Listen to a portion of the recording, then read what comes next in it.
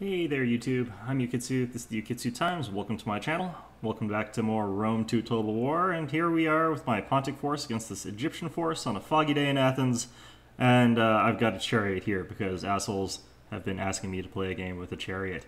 Now, the chariots come in two varieties. There are the Pontic/Egyptian scythe chariots. These things have a pretty decent melee capability to their scythes.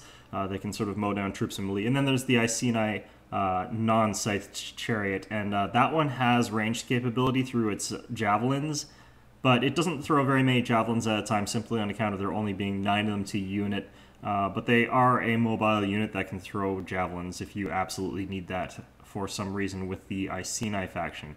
Now, obviously this means that the Iceni one is not actually meant for melee combat or charging into anything other than absolute lightest of troops, whereas the Pontic/Egyptian one can sort of be used against heavier troops, but I'd still not really rely on them necessarily to charge straight into a pike phalanx or anything of that nature, for example, like I'm likely to be seeing here against these Egyptians. Now, if we take a look at their unit info here, as you can see, they've got a pretty decent melee attack and weapon damage here, and I believe that they actually do a fair amount of armor-piercing damage. I believe these numbers are for the crew, but I can't confirm that. They've got a terrible charge bonus, which I think is separated from the unit's mass and charge. And then, of course, they've got a very nice amount of health. Armor, morale is okay. The thing is that all their stats are a little bit lower than you would expect from a unit of their cost and of their size. There is, after all, only 9 of them.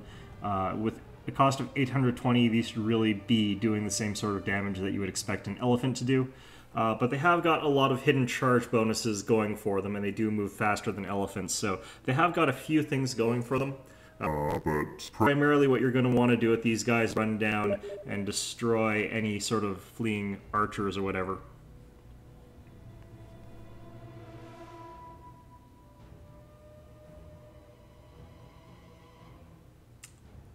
And I think I may be affected by the curse here. We'll wait just a second here. Oh, no.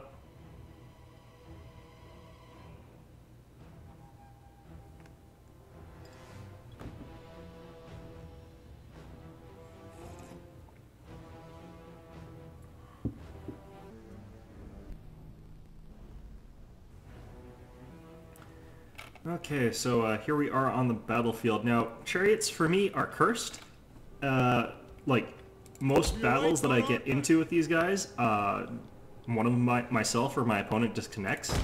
So basically, there's pretty good odds that this video will never see the light of day because my opponent is going to disconnect, or I'm going to disconnect, or I'm going to lose my internet, or something of that nature, but for some reason it usually racks it up as a win for me. So yeah, that's not too bad. As you can see, we've got our Pontic force here with a lot of Bronze Shield pikemen as our solid front. The problem is we're, of course, against Egypt, which means that they've got a much more solid core of infantry due to the Hellenic Royal Guard. We have also got weaker flanks since we're using hoplites. They'll be using Galatian Royal Guard or Royal Peltas, potentially. We're going to stretch these guys out pretty darn thin. Maybe not that thin, but we want to be able to match sort of the frontage of a fully spread out unit here, so fully spread out. The reason for that is we may want to just charge them straight into the front of a Galatian Royal Guard to see if we can crack our way through them, but you never know. Anyway, let's get our normal cavalry set up here. Now, as for whether I would recommend taking chariots, I would absolutely not recommend taking them. They're very niche in their role. They're very ineffective in that role. They're basically like an elephant unit that is inferior in pretty much every way. What they really needed to do was give these things more hit points than a cavalryman, because like these noble blood cavalry have like 75 hit points. This chariot here has like 90 hit points, so the chariot is not really all that tough, and I don't suppose that chariots are really supposed to be necessarily durable tank things, but as far as battlefield role goes, they kind of need something going for them. I don't really know what. So what I could potentially do, though, is charge them into the Galatian Royal Guard front on, as they're a relatively light infantry unit. He's got mercenary Cretan archers and looks like Thurios spears. So it looks like he's probably just using those to No, he's actually got a good number of Therios Spears. I was figured he'd be just anchoring his flanks with those. They're actually a fairly decent unit, and they're very cheap, by which I mean inexpensive. So they're not a bad choice overall. It's just that I'm so used to Egyptian players completely spamming Hellenic Royal Guard and doing all that good stuff, just like you see those Macedonian players with nothing but foot companion pikemen, which is not really all that fun to play against, but pretty easy to beat if you've got the right setup. I've got a lot of Bronze Shield pikemen that is absolutely not the right setup, since you end up in a pushing pike match and he'll win that pretty much every single time. Kind of like if you're taking an army of Parthian swordsmen and you're up against nothing but Praetorian Guard spam, or if you're up against like the Suebi or something and expect your Parthian swordsman to beat his berserkers. You know, probably not going to happen. Let's see, Therios Spears. The thing is, I'm actually not entirely sure if I can charge through a Therios Spears. They're relatively light. Here's his tough guys. Galatian Royal Guard. Nice front of them. He's got Mercenary Cretan Archers. And he's got more Therios Spears around back. Yeah, it looks like he's spammed Galatian Royal Guard. Okay, so this is going to be a relatively tough nut to crack. And we're potentially going to have an easier time of it, however, because he doesn't have a lot of those pikes that I'd be normally worrying about with my army composition. So let's try and get ourselves into bear range here. I want to be pelting him from above with my slings here. The harsh slings and arrows or whatever of Shakespeare. Since, as everyone knows, Shakespeare was one of those sort of guys that liked to hunt. By which I mean, you know, go to the Baron's property, shoot a couple of things that he wasn't supposed to, and then get arrested. Okay. Fantastic. So we're going to try and get ourselves into a situation where we can use our slings to the best of their capabilities. They outrange his archers just a little bit. Now, he doesn't seem to have much cavalry, but that could be a ploy. 1, 2, 3, 4, 5, 6, 7, 12... Yeah, he's probably got some hidden units somewhere. Then again, Galatian Royal Guard are really expensive, so it's hard to say. The nice thing about Precision Shot, by contrast to Rapid Shot, is that Precision Shot doesn't actually take up extra ammunition, so you just do more damage compared to somebody else. Okay, so I'm expecting my opponent to have hidden cavalry around these Mercenary Cretan Archers here, so I have to be very careful about how I do things here. Okay, so my opponent has Scythe Chariots. Okay, well, apparently there's some sort of balancing force that makes it so I can only use Scythe Chariots when my opponent has also taken Scythe Chariots, because this is one of the few times where I have not crashed for taking Scythe Chariots. Or had my... More common, actually, is me having my opponent crash, but whatever. Anyway, so that probably explains where the last of his money went, since those Chariots are actually really quite expensive. So let's try and get into these Mercenary Cretan Archers back here while our peltests pelt away, or sorry, our slingers pelt away. Oh crap, he's actually moving his archers up now. That is not good. Okay, so let's get back up here a little bit. He's moving those Therios Spears, and the Therios Spears actually have got Pilum, whatever you want to call them. And that's going to be bad for me, potentially. As you can see, he throws a bunch, and that does actually quite a bit of damage. So we're going to want to get out of here, though, before his spears get to us regardless. And continue pelting away with our slingers.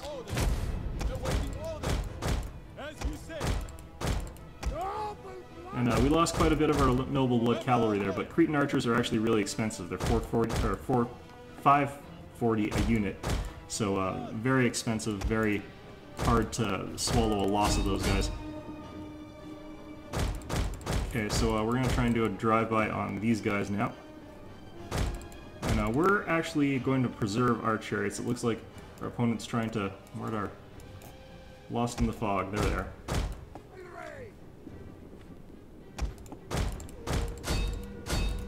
Okay, so we're going to try and swoop in with these chariots here against his flank over there. We've managed to take out one of his units of archers because he's on the low ground. He's got a bit of a disadvantage there. Dear chariots, please charge.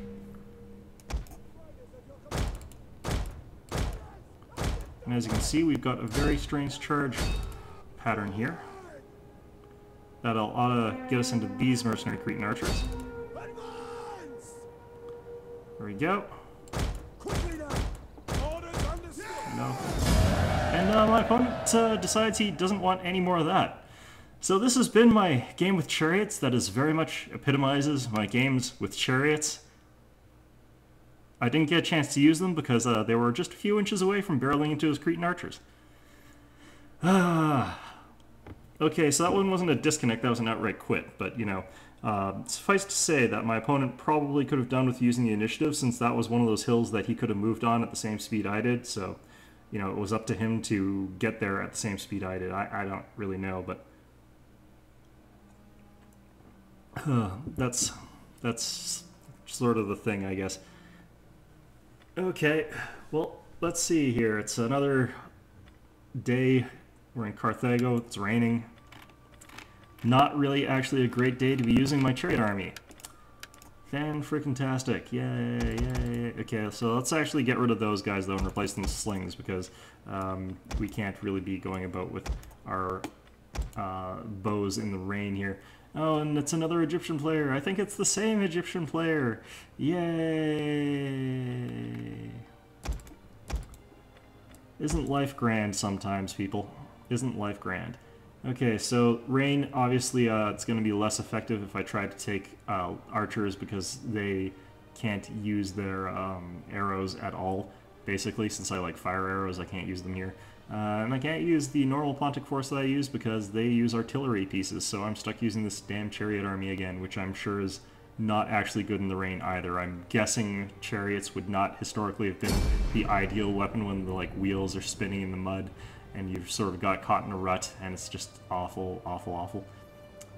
But yeah, let's see if we're up against an Egyptian player with a little more impetus this time.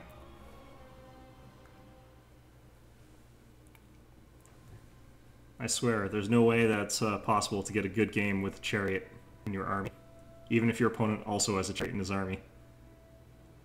Something terrible will just always happen.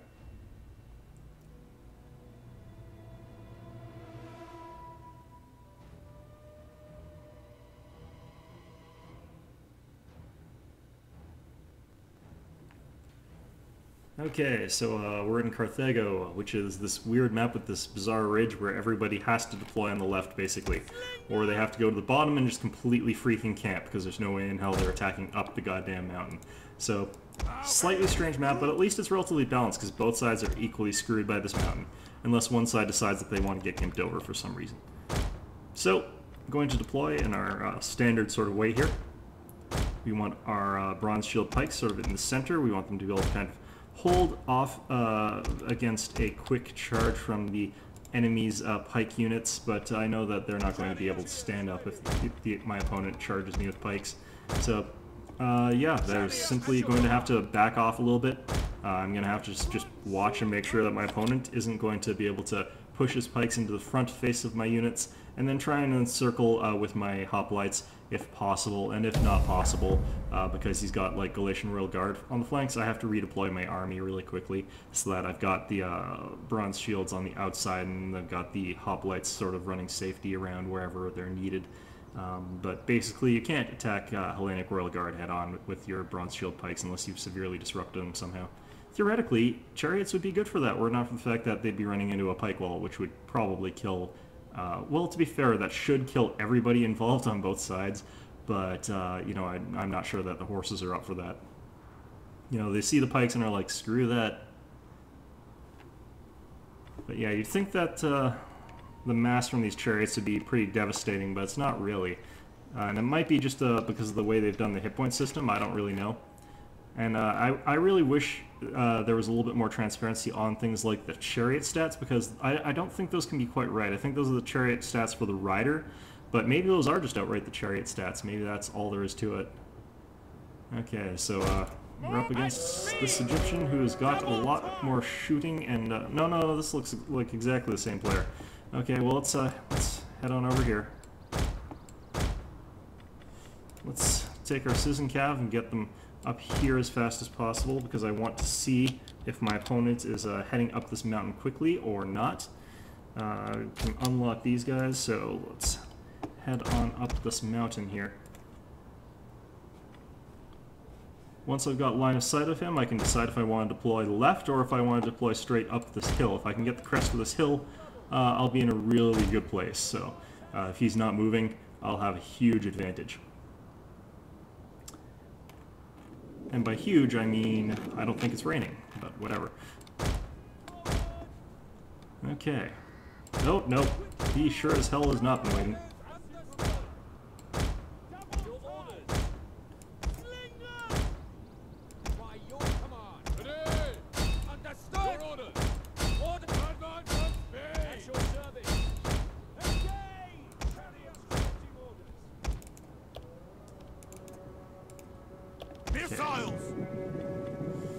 Well, that seems to have made it out okay, so I'm just gonna move our actual forces here.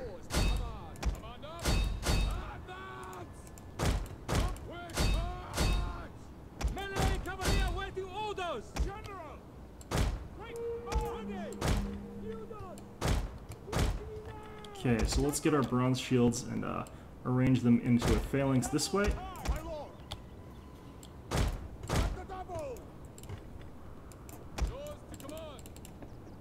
Crap. Watch this up a little bit. That's not good.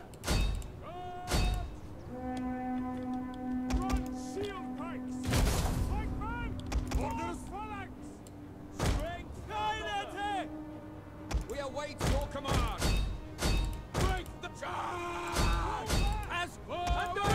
Okay, so my citizen cav are gone, but they are the weakest of my cav, so that's fine. I want to really get in those Ptolemaic cavalry, but oh no, it looks like I'm going to be able to get into them. Fantastic.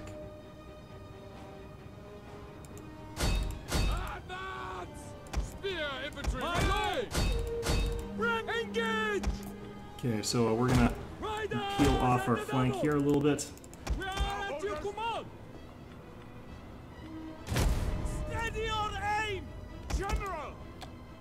Okay, and let's turn to face this the right way a bit here.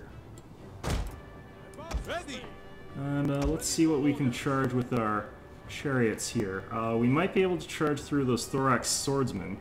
Wait, are these... No, he has got one Galatian Royal Guard, so that's not necessarily good for us, but let's get behind those. More thorax swordsmen, Galatian Royal Guard. Not sure I really like what's going on here, but let's do what we can. I'm going to try and see if I can cause any casualties to him on a quick charge here. I may be able to punch through these Galatian Royal Guard a little bit.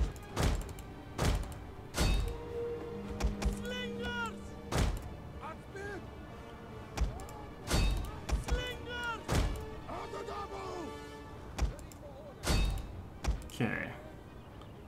That ought to pretty much take those guys out of the fight. So it looks like our chariots did not make much of an impact there. I'm not really that surprised. Our opponent does have a pretty thick freaking line here.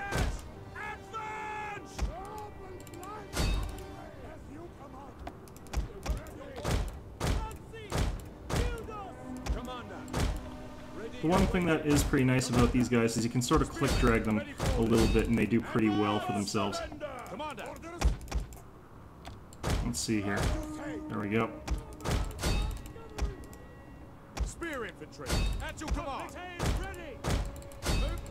And the good thing about these guys being tough is that I can sort of hold him in melee with these guys here, and then probably take out these Ptolemaic cavalry with less losses than I should really be taking. Okay, so let's stretch our lines out as much as we can here.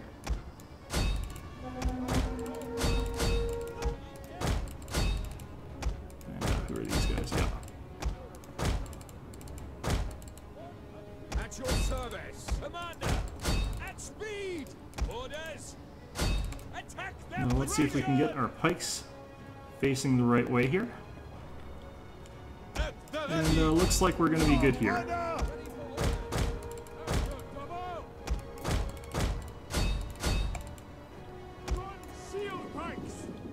Okay, looks like he's going to charge those guys from the front, or looks like he's going to have to. And that's most of his thorax swordsmen on this side. Completely shattered. So what I did with the chariots in this one is I sort of used the fact that they're really durable to sort of hold my opponent in place a lot longer than I think he was really expecting to be held in place.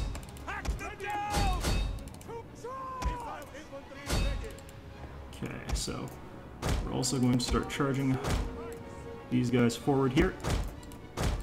Move these guys up. Who the hell are you guys? Okay, you guys head on this way. You guys head on this way. Okay. You guys are, Ooh, you're fighting Galatians. That's not good.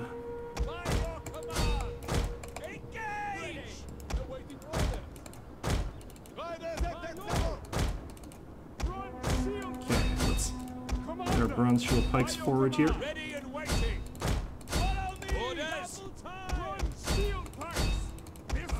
Our opponent is doing a pretty good job of making this not easy for me, considering the advantages that I have, but I do think that we are inevitably going to win this, just for a multitude of reasons here. Okay, so his archers looks like they're not going to be able to sort of stop me from just sort of slowly bulldozing over his army here. Even these royal peltasts here, not the best position here. He's trying to disengage his sword unit off of my pikes, but that's cost him a lot of casualties, so we're going to go ahead and charge our cab in the back ranks here. This is where it would have been nice to have had our chariots still be alive, but this Galatian Royal Guard, as you can see, are pretty much all gone. I'm gonna aim these guys at the carrying axeman, actually. And yeah, at this point it's basically just cleanup. You can't really kite anymore since I have all this cav and he has no cav. Let's get these guys after them.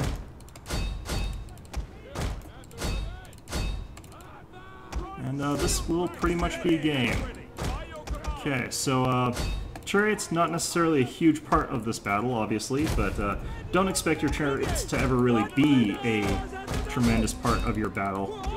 And don't make them be a big part of your battle plan either. So that was still a pretty useful role that I used them in, the ability to peel into his army, move back out of it, and still be alive to tie up his unit was, you know, pretty helpful. They only got 12 kills there and were pretty much instantly killed, but it drew his lines into that engagement that he didn't really want to be in. So not the ideal usage of them. One of the things about them, though, is that I know that that charge that they did at the start there actually did a lot of damage to those Galatian Royal Guard for some reason. Like it doesn't actually kill them, but I've done this before, and usually what happens when my what were the Bronze Shield Pikemen are fighting those Galatian Royal Guard, the one that actually got hit by the chariot died a lot faster than he otherwise would have. So it did soften them up a little bit. Not worth the 820, still not worth taking them for very many purposes. Just take the cavalry instead. But they're still an option, and you can still use them, and if you still have to use them because someone told you they want to see you using chariots, they're still useful for a couple things. Like, the thing is, if I tried to pull back with cavalry, my cavalry would have pretty much all been killed in that situation, which is not necessarily ideal. So basically I would have thrown a shot cavalry in there, I would have lost it. The chariot is durable enough that you can still walk it out of there and they'll be alive. So that's a function of them. You can tie up the cavalry while your infantry gets into his cavalry. And basically, if he tries to run away, your scythe chariots are actually quite good at running down, fleeing cavalry, so he can't run away from that battle anymore. You can do most of that with cavalry, though, so don't think that they're any good. Anyway, this has been a look at using chariots. I hope you found this informative. I sure as hell didn't. And of course, I hope to see you all next time.